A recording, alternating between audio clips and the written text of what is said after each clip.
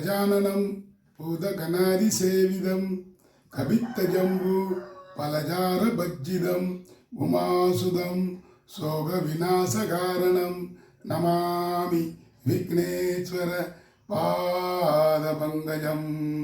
அனைவருக்கும் வணக்கம். நான் உங்கள் அஸ்ட்ரோ அருண்.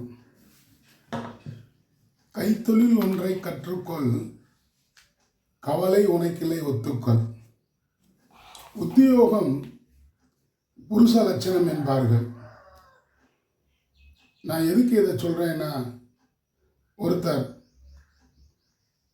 தொழில் வியாபாரம் செய்து நல்ல நிலைமையில் இருப்பார், நல்ல லாபத்தை பெற்று ஆதாயத்தை பெற்று நல்ல வளமான வாழ்க்கை வாழ்ந்து கொண்டிருப்பார். இன்னொருத்தரும் பார்த்தீங்கன்னா அதே மாதிரி தான் தொழில் அல்லது வியாபாரம் செய்வார்.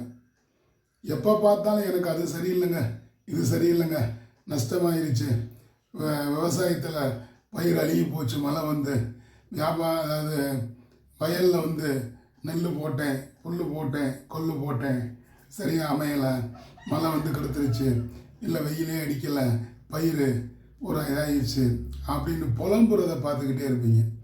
ஒருத்தர் வியாபாரம் பண்ணுவார், சார் என் கடைக்கு எதிர்த்த கடை நல்லா போய்கிட்டு இருக்கு, நானும் நல்லா தான் இருந்தேன், இப்போ பார்த்தீங்கன்னா என்னன்னே தெரியல, எனக்கு வியாபாரமே சரியாக ஓட மாட்டேங்குது, வாங்கின சரக்கு அப்படியே இருக்குது, பூராமே கெட்டு போயிடுது, ஆக எனக்கு நஷ்டம் நஷ்டம் நஷ்டம், நஷ்டத்தை தான் நான் சந்திச்சுக்கிட்டு இருக்கேன் அப்படின்னு ஒரு சில பேர் புலம்புவார்கள். இதுக்கெல்லாம் என்ன காரணம்? நாம் தேர்ந்தெடுக்கும் தொழில் நமக்கு ஜாதகமாக இருக்குமா அல்லது பாதகத்தை தான் கொடுக்குமா அப்படின்னு தெரிஞ்சுக்கிட்டு தான் நம்ம பார்க்குற தொழிலையே தேர்ந்தெடுக்கணும்.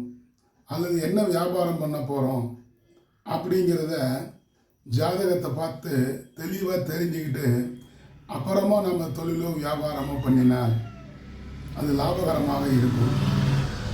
சரி, இந்த தொழில் வியாபாரம் சிறப்பாக நடக்கணும், லாபம் பெற வேண்டும், ஆதாயம் பெற வேண்டும், அதிர்ஷ்ட காற்று நம்ம வீட்டு நம்ம பக்கம் வீசணும், தொழிலில் நல்லா சிறப்பாக இருக்கணும், வளமாக வரணும், வளர்ந்துக்கிட்டே வரணும் அப்படின்னா என்ன பண்ணலாம் அப்படின்னா, அவரவர் ஜாதகத்தில் 10ஆம் இடத்தை பார்க்கணுங்க. 10ஆம் இடம் என்பது தொழில் சாணம்.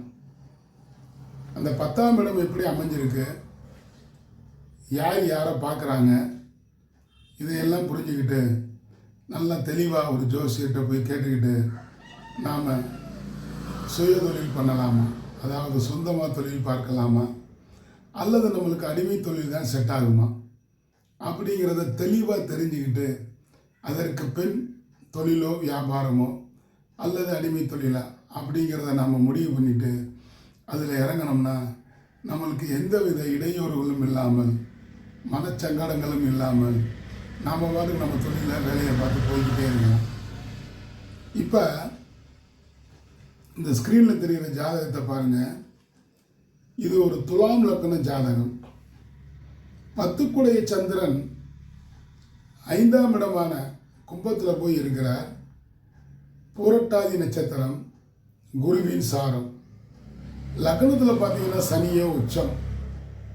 அப்போ இந்த ஜாதகர் இரும்பு சம்பந்தப்பட்ட கருப்பு நிறத்துடைய எண்ணெய் வளம் இந்த மாதிரியான தொழில்கள்லாம் செய்தால் இவருக்கு சரியாக இருக்கும். அப்போ இந்த ஜாதகர் இரும்பு சம்பந்தப்பட்ட தொழில் பார்க்கலாமா அப்படிங்கிற ஒரு கேள்வி இங்கே வருது. அல்லது இவருக்கு அடிமை தொழில் தான் அமையுமா, அடிமை தொழில் தான் செய்வார் அப்படின்னு சொல்லிடலாமா? அதுதாங்க இல்லை. லக்னாதிபதியும் பார்க்கணும்ல. துலாலக்கணத்திற்கு அதிபதி சுக்கிரன். அந்த சுக்கிர பகவான் மீனத்தில் போய் உச்சமடைந்து சுபர்கள் பார்த்து விட்டார். துலாம் லக்னத்திற்கு சனி புதன் சுபர்கள். குரு பொதுவான சுபர் தான் பார்த்துட்டா அவர் சுய தொழில் செய்யலாம். 10 5 இருந்தால் இரட்டிப்பு வருமானம் என்று நான் நிறைய இடத்துல சொல்லியிருக்கேன். துலாம் லக்னத்திற்கு 10 சந்திரன் அவர் போய் கும்பத்தில் குருவின் சாரம் பெற்று 5ஆம் இடத்துல உட்காந்துட்டாருன்னா 10ஆம் இடத்து அதிபதி 5இல் உட்கார்ந்தால் இரட்டிப்பு வருமானம். ஒரு தொழில் செஞ்சுக்கிட்டு இன்னொரு தொழிலையும் பார்ப்பார். ஒரு வியாபாரம் பார்த்துக்கிட்டு அடுத்த வியாபாரத்தையும் பார்த்து அதிக லாபத்தை ஈட்டி வாழ்க்கையில் வளமான வாழ்க்கை வாழ்வார் அப்படின்னே சொல்லிடலாம். ஆக 10ஆம் இடம் என்பது பதவி, பெயர், புகழ், செல்வாக்கு, பட்டங்கள், பண வரவை பற்றி சொல்லக்கூடியது, தொழிலை பற்றி சொல்லக்கூடியது. அப்போ துலா லக்னத்திற்கு அதிபதி சுக்கிர பகவான் மீனத்தில் போய் உச்சமாயிட்டார். லக்னாதிபதி உச்சம் பெற்று சுபர்களால் பார்க்கப்பட்டால் அவர் சொந்தமாக தொழில் பண்ணலாம். சுக்கிரன் யாருன்னு கேட்டிங்கன்னா ஆடம்பர பிரியன், தினசரி அழியக்கூடிய பொருள். ஒரு ஹோட்டல் வச்சு நடத்துறது, ஒரு டீ கடை பண்ணுறது, ஒரு காய்கறி கடை, இதெல்லாம் அன்னன்னைக்கு வாங்கி அன்னன்னைக்கு விற்றுறணும். மறுநாள் இருந்தால் அழுகி போயிடும். ஆக அன்றாடம் அழியக்கூடிய பொருட்களை வாங்கி வியாபாரம் செய்தால் அவர் நல்ல லாபம் பெறுவார். ரெண்டாவது சுக்கிரன் பார்த்திங்கன்னா பகட்டுக்காரகன், ஆடம்பர பிரியன். அப்போ ஃபேன்சி ஸ்டோர், ஒரு கவரிங் ஸ்டோர், ஒரு தங்க நகை வியாபாரம், லைட்டை ஒரு ஏகப்பட்ட லைட்டை போட்டு பலன்னு உட்காந்து கவர்ச்சியை காட்டி அப்படியே பெண்களை கவர்ந்து இருக்கக்கூடிய தொழில், இதையும் பண்ணினால் நல்லாயிருக்கும். சுக்கிரன் உச்சம் பெற்றால் சொந்தமாக தொழில் பண்ணலாம். இந்த மாதிரியான நான் சொல்லி வந்த தொழில்களை பார்த்தால் மிகவும் சிறப்பாக இருக்கும். அதற்கு மாறாக துலாம் லக்னத்திற்கு லக்னாதிபதி 12ஆம் இடத்துல போய் நீச்சமாயிட்டார். அப்போ என்ன பண்ணலாம்? அவர் அடிமை தொழில் தான் பார்ப்பார்.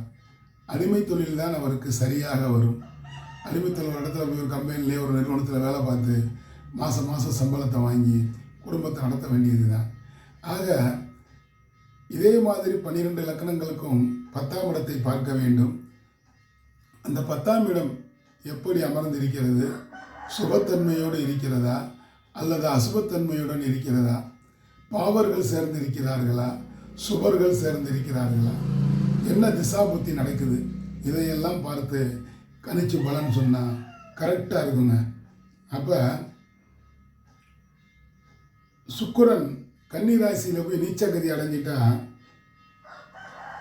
அவர் கண்டிப்பாக அடிமை தொழில் செய்தே ஆக வேண்டும். அடிமை வேலை தான் பார்ப்பார். இப்படி பிரித்து பார்த்து பலன்களை சொல்ல வேண்டும். அவரவர் ஜாதகத்திலே 10ஆம் இடம், அவர் வாங்கிய சாரம், 10ஆம் இட அதிபதி எங்கே அமர்ந்திருக்கிறார் அப்படிங்கிறத பார்த்து தெரிந்து கொண்டு நாம் என்ன தொழில் பண்ணால் நம்மளுக்கு நல்லா இருக்கும், எந்த தொழிலை தேர்ந்தெடுக்கக்கூடாது அப்படிங்கிறத ஒரு திடமாக முடிவெடுத்து அதற்கு பிறகு தொழில் வியாபாரத்தில் இறங்கலாம். நான் மாவுக்கு போனேங்க, காத்தடிச்சுக்கிட்டே இருக்கு, மாவெல்லாம் காற்றுல பறக்குது, என்ன பண்ணுறேனே தெரியல. நான் உப்பு விற்க போனேங்க, மழை வந்து கெடுத்துருச்சு. மழை பெய்யும்போது உப்பு என்ன ஆகும்? கரைஞ்சிரும், யாரும் வாங்க மாட்டாங்க. ஐஸ் விற்க போனேங்க, ஒரு கூல்ட்ரிங்க்ஸ் கடை போட்டிருக்கேன், மழை வந்து கெடுத்துருச்சு. மழை வந்தால் யாருங்க கூல்ட்ரிங்க்ஸ் சாப்பிடுவா? வெயில் காலத்தில் போட்டால் நல்லாயிருக்கும். ஆக இந்த மாதிரியாக நாம் பிரித்து பார்த்து தொழில்களை செய்து வந்தோமானால் தொழில் சிலாக்கியமாக இருக்கும், நம்மளுக்கு பண வரவை கொடுக்கும், நாமளும் நல்ல வளத்துடன் வாழலாம். ஆக நீங்கள் பார்க்குற தொழில் உங்களுக்கு லாபத்தை தர வேண்டுமா? உங்கள் லக்கணத்திலிருந்து வரிசையாக லக்கணம் தொட்டு எண்ணி வாருங்கள். 10ஆம் இடத்து அதிபதி எங்கே இருக்கிறார் அப்படின்னு பாருங்கள். அந்த 10ஆம் இடத்து அதிபதி யார் சாரம், யார் பார்க்குறா அப்படிங்கிறத வச்சு தான் நாம் அந்த தொழிலை தேர்ந்தெடுக்கணும். சும்மா நாம் பாட்டுக்கு ஏதாவது தொழிலை தேர்ந்தெடுத்துட்டு நம்மளுக்கு நஷ்டம்னு புலம்பக்கூடாது. ஆக ஒருவர் நல்ல நிலைமையில் இருக்கிறார் என்றால், வியாபாரம் தொழில் செய்து அந்த ஏரியாலேயே கொடிகட்டி பறக்கிறார் என்றால் அவருக்கு 10ஆம் இடம் பலமாக இருக்கும். ஒருத்தர் பார்த்தீங்கன்னா ஒரு 30-40 வருஷமாக தொழில் பண்ணுவார், ஆனால் புலம்பிக்கிட்டே இருப்பார். அவருக்கு பலம் குன்றி இருக்கும், பலம் இல்லாமல் இருக்கும் 10ஆம் இடம். அப்போ என்ன பண்ணணும்? அவர் உடனே ஒரு நல்ல ஜோதிடரை பார்த்து, எனக்கு என்ன தொழில் தாங்க செட் ஆகும், நான் இந்த மாதிரி தொழில் பார்த்துட்டு வந்தேன், இறங்கு முகமாகவே இருக்கிறது, நீங்கள் பார்த்து சொல்லுங்கள், என்ன தொழில் செய்தால் சரியாக இருக்கும் அப்படின்னு ஒரு நல்ல ஜோதிடரை பார்த்து ஜோதிடரை அணுகி அவரிடம் ஆலோசனை பெற்ற பின் அந்த தொழிலை தேர்ந்தெடுத்து நீங்கள் செய்தீர்களானால் உங்கள் வாழ்வில் பண வரவு பெருகும், வாழ்க்கையில் வசந்தங்கள் வளம் பெறும், ஒரு வளமான வாழ்க்கையை வாழலாம். ஆக நீங்கள் என்ன தொழில் செய்ய போகிறீங்க அப்படிங்கிறத ஒரு திடமாக முடிவு பண்ணுங்க.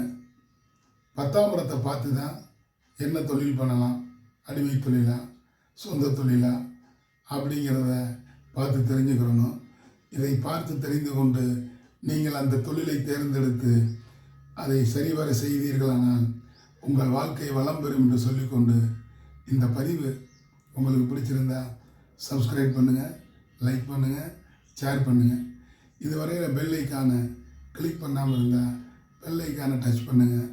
அப்படி பெல் ஐக்கானை டச் பண்ணும் பொழுது நான் பதிவிடும் அடுத்தடுத்த வீடியோக்கள் உங்களை தானாக வந்தடையும் என கூறிக்கொண்டு இந்த நாள் இனிய நாளாக இருந்ததற்கு இறைவனுக்கு நன்றி கூறி நாளைய பொழுது நல்லதாக வெளியேற்றும் என கூறிக்கொண்டு உங்களிடமிருந்து விடைபெறுபவர் உங்கள் அஸ்ட்ரோ அருண். நன்றி, வணக்கம். வாலிய வளமுடன்.